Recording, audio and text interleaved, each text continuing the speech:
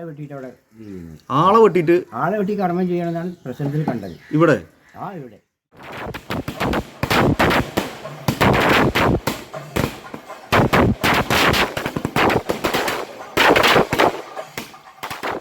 Hello friends, എൻ്റെ ഏറ്റവും പുതിയ വീഡിയോക്ക് എല്ലാ കൂട്ടുകാരും സ്വാഗതം. ഞാനിപ്പോൾ നിൽക്കുന്നത് മലപ്പുറം ജില്ലയിലെ മക്കരപറമ്പിനോട് ചേർന്ന് നമ്മുടെ കാച്ചിനിക്കാട് ദേശത്തിലെ ശ്രീ മുത്തൻ ക്ഷേത്രത്തിലാണ്. അപ്പോൾ ഈ ക്ഷേത്രത്തിൽ താലപ്പൊലി മഹോത്സവവും അതോടൊപ്പം തന്നെ വെള്ളാട്ടവുമാണ്. അതാണ് ഇപ്പോൾ നിങ്ങൾക്ക് കാഴ്ചവെക്കുന്നത്. അപ്പോൾ ഈ ക്ഷേത്രം എന്ന് പറയുമ്പോൾ അതിപുരാതനമായ ഒരു ക്ഷേത്രമാണ്. അപ്പോൾ ഇവർക്ക് തന്നെ ഏകദേശം അറിയില്ല എത്ര കൊല്ലം വർഷം പഴക്കമുള്ള കാര്യങ്ങളൊന്നും ഇവർക്കറിയില്ല. അപ്പോൾ ഇവിടെ സത്യം പറഞ്ഞു കഴിഞ്ഞാൽ പല ദേശത്തു നിന്നും ദേശവേലകൾ വരാറുണ്ട്. അപ്പോൾ ഈ വേലയാണ് ഇവിടെ പ്രത്യേകത. പക്ഷേ എല്ലാ അമ്പലങ്ങളിലും സത്യം പറഞ്ഞു കഴിഞ്ഞാൽ ഞാൻ കണ്ടിട്ടുള്ളത് ദേശവേലകൾ അങ്ങനെ അമ്പലത്തിലേക്ക് വരാറാണ് പതിവ്. ഇവിടെ ഓരോ വേലകളും ഇവിടുത്തെ അമ്പലത്തിൽ നിന്ന് പോയി കൊട്ടും മേളവും വെളിച്ചപ്പാടും ആയിട്ട് കൂട്ടി കൊണ്ടുവരാം. അത് ഓരോ വേലകൾ അങ്ങനെ ഓരോന്നിനും നേരം വെളുക്കുന്നവരെ ഇവിടെ പ്രോഗ്രാം തന്നെ. അപ്പോൾ ഇതെല്ലാം അടക്കിയിട്ടുള്ളൊരു വീഡിയോ ആണ്. പിന്നെ അതുപോലെ തന്നെ ഇതിൻ്റെ പ്രത്യേകത പിന്നെ എന്താ സംഭവം വെച്ച് കഴിഞ്ഞാൽ നമ്മളെ ഈ കുരുതി പറയുമ്പോൾ കുരിശി എന്ന് പറയുമ്പോൾ വൃശ്ചിക മാസത്തിൽ ഇവിടെ കുരിശി ചെയ്യുന്നുണ്ട്. അതെല്ലാ അമ്പലങ്ങളിലില്ല. അപ്പോൾ അതൊരു പ്രത്യേകതയാണ്. അപ്പോൾ ഇതിൻ്റെ കൂടുതൽ വിശേഷങ്ങളും കാര്യങ്ങളും ഒക്കെ അടങ്ങിയിട്ടുള്ള വീഡിയോ ആണ്. അപ്പോൾ നമുക്ക് നേരെ വീഡിയോയ്ക്ക്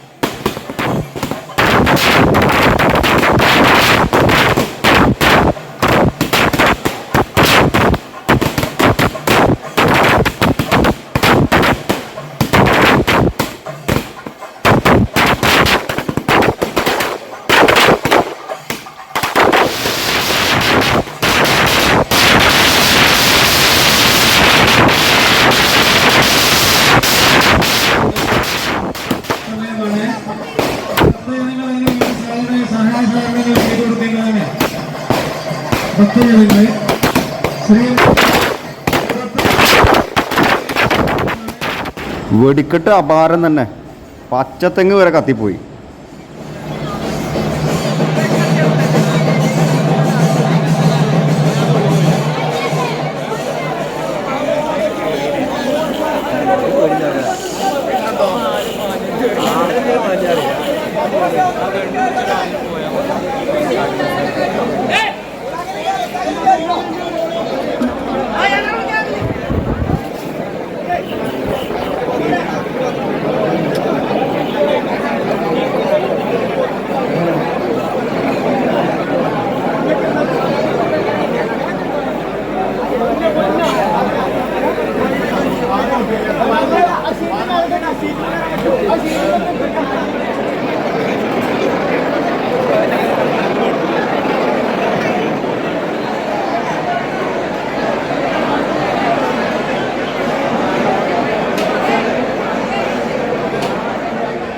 ഇവിടുത്തെ ഒരു പ്രത്യേകത എന്ന് പറഞ്ഞു കഴിഞ്ഞാൽ നേരം വെളുക്കുന്നവരെയും അന്നദാനം ഉണ്ടായിരിക്കുന്നതാണ്.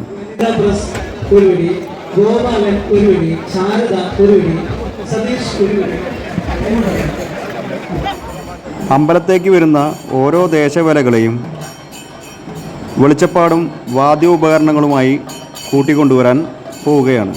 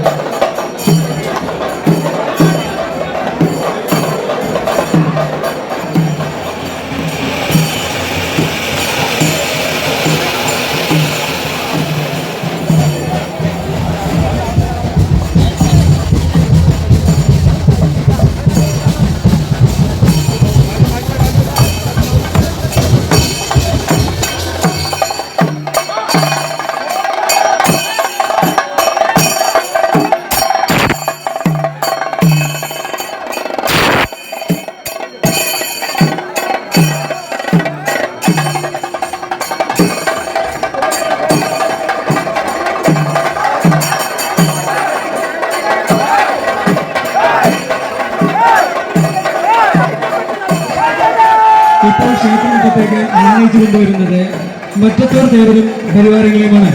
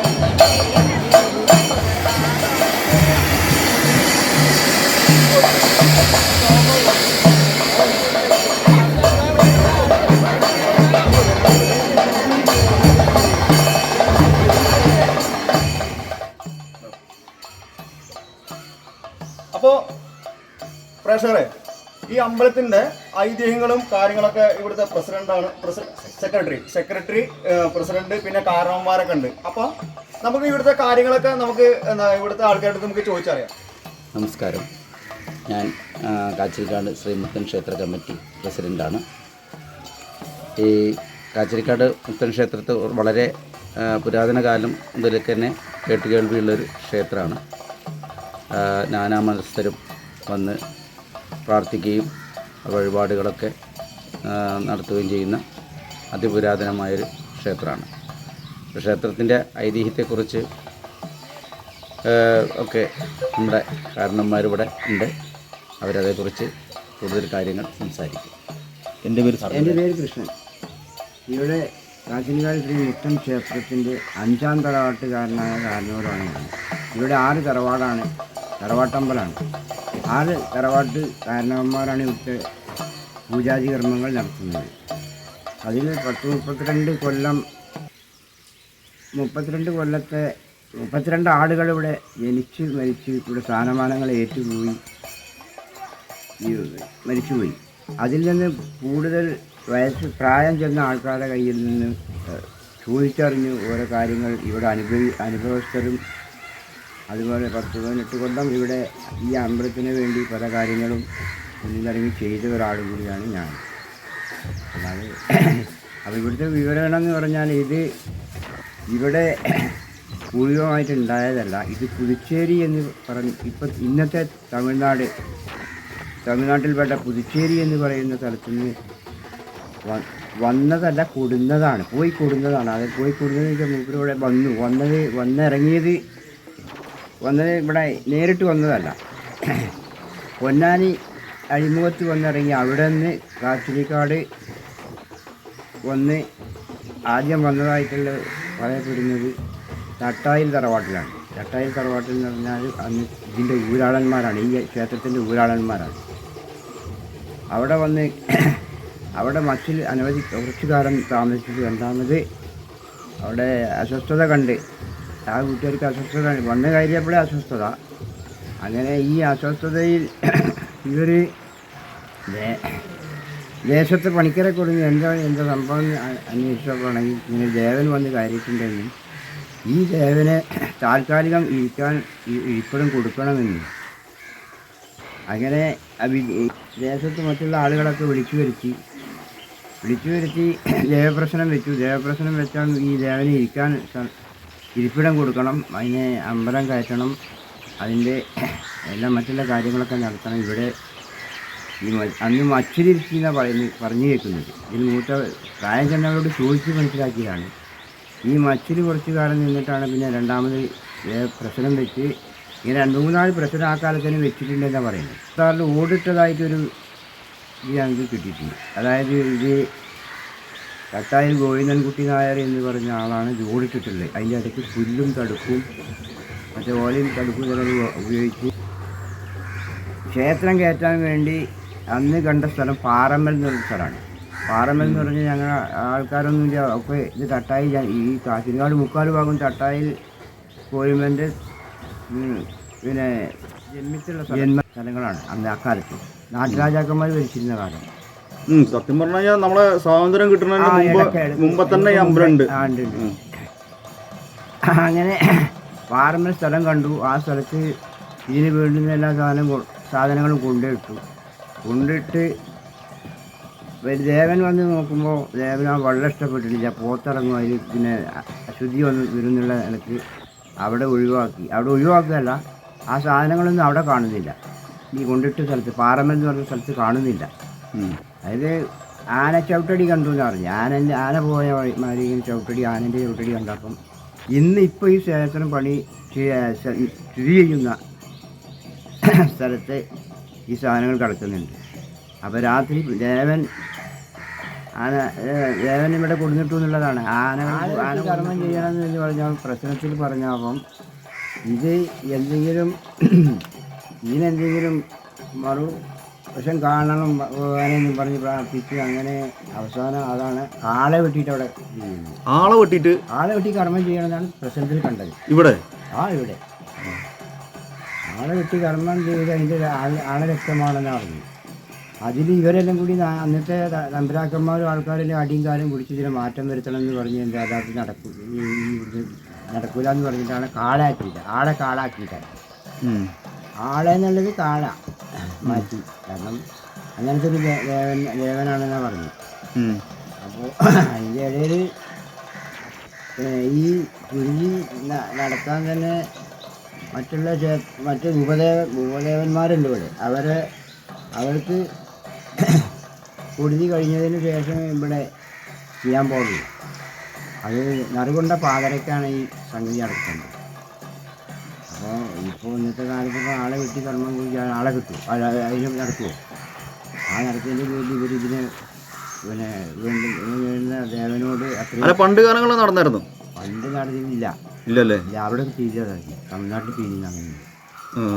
ഇത് തമിഴ്നാട്ടിൽ ഈ ദേവനെ കൊണ്ട് ഇവിടെ കണക്കന്മാർ എന്ന് പറഞ്ഞ വർഗം, അതായത് എസ്-യിൽപ്പെട്ട കണക്കന്മാരെന്ന് വരാൻ കാരണം ഇത്തരം ഈ വർഗത്തിന് കണക്കന് പേരിടാൻ കാരണം ഒരു ഹെക്ടർ സ്ഥലത്ത് ഇത്ര നെല്ല് വിതച്ചു കഴിഞ്ഞാൽ അതിന് ഇത്ര നെല്ലുണ്ടാവും എന്നുള്ള കണക്ക് പറഞ്ഞു എന്നാണ് ഇതിൻ്റെ അടിസ്ഥാനം പറയുന്നത്. അതുകൊണ്ടാണ് ഇവരെ എസ് വിഭാഗത്തിൽപ്പെട്ട കണക്കന്മാർക്ക് ഇവിടുത്തെ പൂജ ചെയ്യാൻ പറ്റുന്നത്. കൃഷ്ണേട്ടാ, പിന്നെ ഇവിടെ സാധാരണ ഞാൻ കണ്ടുവന്നത് ഓരോ ദേശവേലകൾ വരുമ്പോൾ അങ്ങനെ വരുന്നുണ്ടല്ലോ. ഞാൻ സാധാരണ എൻ്റെ നാട്ടിലും അതുപോലെ തന്നെ നമ്മൾ പല സ്ഥലങ്ങളിലും കണ്ടുവന്നത് ദേശവേലകൾ സത്യം പറഞ്ഞു കഴിഞ്ഞാൽ അമ്പലങ്ങളിലേക്ക് കയറി വരികയാണ്. ഇവിടെ ഒരു പ്രത്യേകത കണ്ടു. ഓരോ ദേശവേലനെയും അമ്പലം വെട്ടും വെളിച്ചപ്പാടും ആയിട്ട് പോയി കൂട്ടിക്കൊണ്ടുവരാണ്. അതെന്താ അതിൻ്റെ ഒരു പ്രത്യേകത? ഇവിടുത്തെ വേല എന്ന് പറയുമ്പോൾ ഇതേപോലുള്ള മറ്റ് ക്ഷേത്രങ്ങളിൽ നിന്ന് ആ ക്ഷേത്രത്തിലെ ദേവനും അതുപോലെ തന്നെ അവിടെയുള്ള പരിവാരങ്ങളുമാണ് ഇവിടേക്ക് വരുന്നത്. അപ്പോൾ അവരോട് വന്നു കഴിഞ്ഞാൽ അവരെ ആനയിച്ച് കൊണ്ടുവരിക എന്നുള്ളതാണ്. ഇവിടുത്തെ ദേവനും ഇവിടുത്തെ കോമരും ഇവരെല്ലാവരും പോയിട്ട് ആനയിച്ച് കൊണ്ട് കൊണ്ടുവരിക ചെയ്യുക. അങ്ങനെ എല്ലാ വരുന്ന എല്ലാ വേലകളും ദേശവേല മാത്രമല്ല, മറ്റുള്ള പല സ്ഥലങ്ങളിൽ നിന്നാണ് വരിക. നമ്മുടെ ഈ മലപ്പുറം ജില്ലയിലെ പല സ്ഥലങ്ങളിൽ നിന്നാണ് ഈ വേല ഇവിടേക്ക് വരുന്നത്. അങ്ങനെ അവർ വരുമ്പോൾ അവിടുന്ന് ആ ക്ഷേത്രത്തിലെ ദേവനും അവിടുത്തെ പരിവാരങ്ങളാണ് വരിക. അപ്പോൾ അവർ ആനയിച്ച് കൊണ്ടുവരിക എന്നുള്ളതാണ്. അപ്പോൾ നമ്മളവിടെ പോയിട്ട് സ്വീകരിച്ച് അവരെ കൊണ്ടുവരിക. ഇവിടെ ഈ 3 പ്രാവശ്യം ഇവിടെ വലം വെച്ചിട്ട് അവരവിടേക്ക് ആനയിച്ച് കൊണ്ടുവരിക എന്നുള്ളതാണ് അതിൻ്റെ ഒരു രീതിയായിട്ട് വരുന്നത്. പിന്നെ ഇവിടെ അന്നദാനം നടക്കുന്നുണ്ടല്ലോ. അന്നദാനം അന്നത്തെ ദിവസം നേരം വെളുക്കുന്നവരുണ്ടോ? അതെ. ഇവിടെ അന്നദാനം എന്ന് പറയുമ്പോൾ നമ്മുടെ ഉത്സവം തുടങ്ങിയ ഞായർ തിങ്കൾ ദിവസങ്ങളാണ്. കുംഭമാസത്തിലെ മൂന്നാം ഞായറാഴ്ചയും തിങ്കളാഴ്ച എന്നാണ് പറയുക. അപ്പോൾ ഇവിടെ ഞായറാഴ്ച 10 മണി മുതൽ നമ്മളിവിടെ അന്നദാനം തുടങ്ങും. അതങ്ങ് നീണ്ടു നിന്നിട്ട് പിറ്റേ തിങ്കളാഴ്ച രാത്രി 10 മണി വരെ അത് തുടർന്നുകൊണ്ടേയിരിക്കും. അതിന് തിങ്കളാഴ്ച രാവിലെ കുറച്ച് സമയം ഒരു ഒഴിവുണ്ടാവും. പക്ഷെ എന്നാലും ഫുള്ളായിട്ട് ഈ ഞായറാഴ്ച രാവിലെ തുടങ്ങിക്കഴിഞ്ഞാൽ 10 മണിക്ക് തുടങ്ങിക്കഴിഞ്ഞാൽ തിങ്കളാഴ്ച രാത്രി 10 മണി വരെ തുടർച്ചയായിട്ട് ഇത് അന്നദാനം നൽകിക്കൊണ്ടേയിരിക്കും. ഇവിടെ കൊടുത്തുകൊണ്ടിരിക്കും. അതിലൊരു സ്റ്റോപ്പ് ഉണ്ടാവില്ല. പിന്നെ ഈ അമ്പലം വിപുലീകരിച്ചല്ലോ, കുറേ മാറ്റങ്ങളും കാര്യങ്ങളൊക്കെ. അപ്പോൾ ഇതെങ്ങനെ നിങ്ങൾ അമ്പല കമ്മിറ്റിയാണോ അതോ ഓരോരുത്തർ ഇത് സംഭാവനയായിട്ട് ചെയ്യുകയാണോ? ഇവിടെ കമ്മിറ്റിയാണ് അതിനെല്ലാം മേൽനോട്ടം വഹിക്കുന്നത്. പക്ഷെ ഇവിടെ നമ്മൾ എന്തെങ്കിലും ഒരു കാര്യം പറയുകയെങ്കിൽ ആ ക്ഷേത്രത്തിൻ്റെ എല്ലാ പുരോഗതിക്കുള്ള നാട്ടുകാർ വളരെ കയ്യഴിഞ്ഞ് സഹായിക്കുന്നുണ്ട്. നന്നായിട്ട് സഹകരിക്കും. നമ്മളുടെ അടുത്ത് നന്നായിട്ട് അവർ നമ്മളോട് സഹകരിക്കാറുണ്ട്. എന്ത് നമ്മൾ ചോദിച്ചു കഴിഞ്ഞാൽ കിട്ടും ചെയ്യും. കാരണം അത്രയും ഇവിടുത്തെ ഒരു പ്രത്യേകത ഇപ്പോൾ ഇവിടെ പ്രസിഡൻറ്റും അതുപോലെ തന്നെ കാരണവന്മാരും പറഞ്ഞല്ലോ, നമ്മൾ നൂറ്റാണ്ടോളം പഴക്കമുള്ളതാണ്. പിന്നെ നമ്മളൊരു കാര്യം വിചാരിച്ചു കഴിഞ്ഞാൽ അത് ഈ ദൈവം നേടിക്കൊടുക്കുമെന്നാണ് പറയുന്നത്. അപ്പോൾ അത്രയും ആളുകൾ ഈ വന്ന കാര്യങ്ങൾ മുഴുവൻ ഓരോരുത്തരും അധികം ആളുകളും വഴിപാടുകളാണ്. അപ്പോൾ അവരുടെ കാര്യങ്ങൾ നടന്നിട്ടാണ്. അത്രയും ശക്തിയുള്ളൊരു ദേവനാണ്. നമ്മൾ വിളിച്ചാൽ വിളിപ്പുറത്ത് എത്തുന്നുള്ളതാണ് ഈ ദേവൻ്റെ ഒരു പ്രത്യേകത. അതിൻ്റെ ഭാഗമാണ് ഇപ്പോൾ നിങ്ങൾ ഈ കാണുന്ന എല്ലാ പുരോഗമനത്തിൻ്റെ അതിൻ്റെ ഭാഗമാണ്. ഇവിടുത്തെ പ്രതിഷ്ഠ നമ്മൾ പറയുന്ന ശ്രീ മുക്തൻ ക്ഷേത്രം എന്നാണ് പറയുക. മുക്തനാണ് വരുന്നത്. മുക്തൻ അപ്പോൾ ഭഗവതിയുണ്ട്. പിന്നെ ഉപദേവന്മാരായിട്ട് ഇവിടെ കുരിക്കന്മാരെന്ന് പറയും. അതുപോലെ തന്നെ നീലാമത്ത് എന്ന് പറഞ്ഞ ഉപദേവമുണ്ട്. അവിടെ കൊടുങ്ങല്ലൂരമ്മ ഉണ്ട്, അത് കുറച്ചപ്പുറത്താണ്. പിന്നെ അതുപോലെ തന്നെ തെയ്യം, വല്ലം തെയ്യം എന്ന് പറഞ്ഞൊരു ഉപദേവനായിട്ടുള്ള ഉണ്ട്. പിന്നെ ഇവിടെ പാമ്പൂരിയപ്പൻ എന്ന് പറയും. കാണാമറിയാത്തൊരു ദേവനുണ്ട്. ഇവിടെ നമ്മളെ കണ്ണൂർ ആ ഭാഗത്തൊക്കെ കണ്ടിട്ടുണ്ടല്ലോ തെയ്യം കളി, അത് ഉണ്ടാവാറുണ്ടോ? ഇല്ല, തെയ്യം കളി ഇവിടെ ഇല്ല. ഇത് ശരിക്കും അവിടെ ശരിക്കും മുക്തപ്പനും ഇവിടെ മുക്തൻ എന്നാണ് പറയുന്നത്. ശരിക്കും ശിവഭഗവാന്റെ പിന്നെ ചൈതന്യമാണ് വരുന്നത്. പക്ഷെ ഓരോ രീതിയാണല്ലോ വരുന്നത്. ഭഗവാൻ ഓരോ പണ്ട് പിന്നെ അർജുനൻ ഇവർ കാട്ടുന്നത് ചെയ്ത സമയത്ത്, അമ്പ് ചെയ്ത സമയത്ത് കാട്ടാളനായിട്ട് വേഷം കെട്ടുള്ളതിൻ്റെ ഒക്കെ ഒരു ഭാഗം കൂടി ഇത് കൂട്ടിച്ചേർത്ത് വരുന്നുണ്ടെന്നുള്ളതാണ് പറയുന്നത്.